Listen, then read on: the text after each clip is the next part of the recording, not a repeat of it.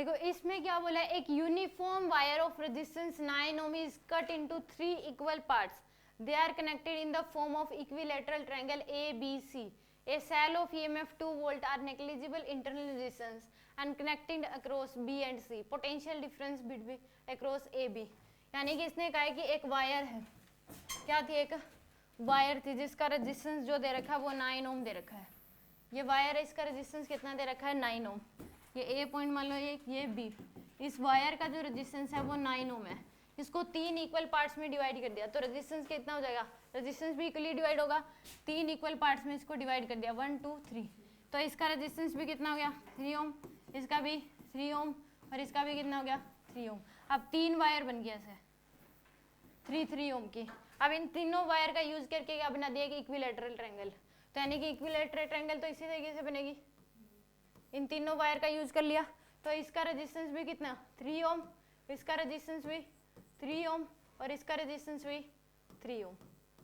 ठीक है, अब ए बी सी, तो ए बी और सी।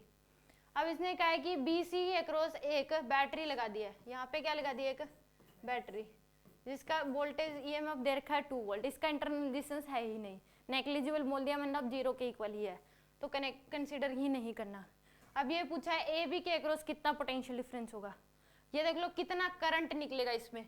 ये 3 किस में हो गया, सीरीज में, तो 6 और 3 पैरेलल में, इन दोनों का इफेक्टिव आ रहा है 6 और ये क्या पैरेलल में, तो आर इफेक्टिव कितना आ जाएगा आपके पास 2, 6 इंटू में 3 divide by 6 plus 3 18 divide by 9, तो 2 ओम आ जाएगा। आर इफेक्टिव कितना आ गया, 2 ओम।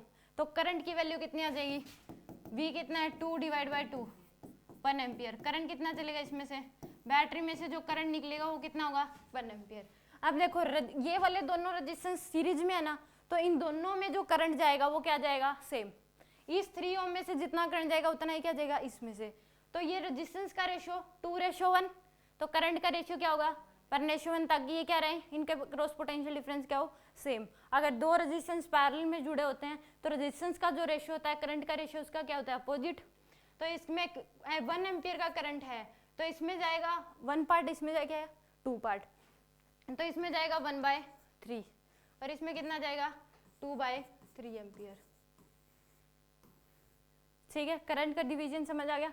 1 के 3 पार्ट करो जिसमें से एक इसमें जाएगा और 2 इसमें जाएंगे, तो 1 के 3 पार्ट कितने हो जाएंगे, 1/3 1/3 1/3, तो एक पार्ट इसमें 1/3 और 2 पार्ट इसमें यानी कि 2/3। अब इसके अक्रॉस पोटेंशियल डिफरेंस पूछा है तो एक ही रेजिस्टेंस है तो I इंटू आर हो जाएगा। ए बी के अक्रॉस जो पोटेंशियल डिफरेंस होगा वो क्या हो जाएगा, I इंटू आर। आई की वैल्यू 1/3, आर की वैल्यू भी कितने 3, तो कितना आ जाएगा 1 वोल्ट।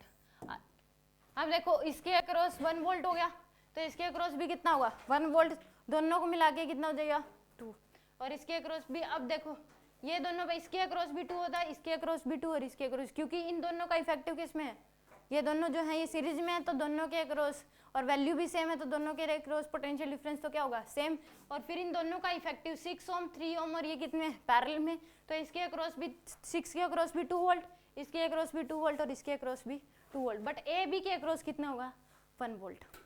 तो आंसर क्या आ जाएगा इसका ए। जो इसने ये लाइन बोली है क्या, resistance is connected across BC, तो इसका मतलब ये इसके साइड में ही कनेक्ट हुआ है, इसका यहाँ पे ये इसने बोला है सेल ऑफ ईएमएफ 2 वोल्ट, मैंने ना बैटरी को इसके साइड में, नहीं अक्रॉस का मतलब होता है उसके पैरेलल, अक्रॉस का मतलब उसके पैरेलल है।